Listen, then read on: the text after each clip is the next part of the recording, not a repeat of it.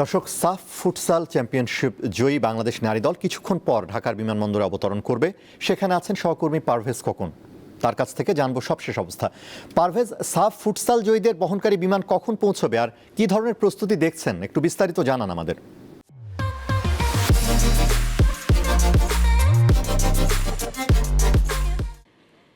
সাফ ফুটসাল নারী চ্যাম্পিয়নশিপ দল আসার কথা 6:15টায়।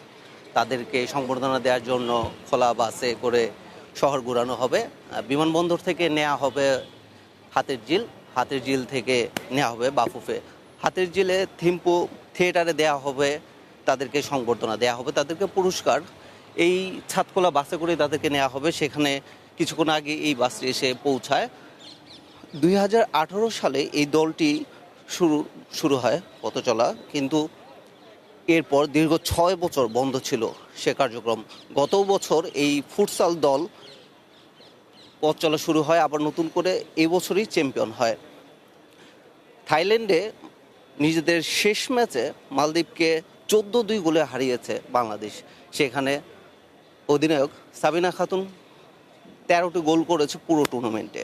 সে কিন্তু 2022, 2024 সাফ চ্যাম্পিয়ন ফুটবলেও সে অধিনায়ক ছিল। বাফুফে থেকে সংবর্ধনা দেওয়ার জন্য সব কিছু ব্যবস্থা রাখা হয়েছে। বাফুফে দল এখনও আসেনি, তাদেরকে সংবর্ধনার জন্য তারা প্রস্তুত আছে। ছাদখোলা বাসে করে নেওয়া হবে, এখান থেকে মতিঝিল ভবনে যাওয়ার আগে যাবে হাতির ঝিলে দেওয়া হবে তাদেরকে পুরস্কার এবং সংবর্ধনা। আমি আরেকটি বিষয় জানিয়ে রাখতে চাই, এই আসরে ছেলেরাও অংশগ্রহণ করেছিল, তবে সেখানে 6 ম্যাচে 7 পয়েন্ট পেয়ে পঞ্চম হয়ে তারা শেষ করেছে।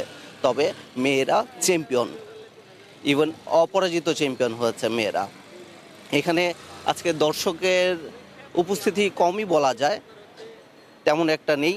ফুটবল আর ফুটসালের যে পার্থক্যটা সেখানে হচ্ছে, ফুটসালে প্লেয়ার 5 জন করে খেলা হয়, সেখানে এই ফুটসালেই তাদেরকে চ্যাম্পিয়ন হয় প্রথমবারের মতো অংশগ্রহণ করেই। তাদের এই দেশে ফেরাকে স্মরণীয় করে রাখতেই এই আয়োজন। ছাদখোলা বাসে করে তাদেরকে সংবর্ধনা দেওয়া হবে। আনোয়ারুল। জি পারভেজ, আপনাকে ধন্যবাদ।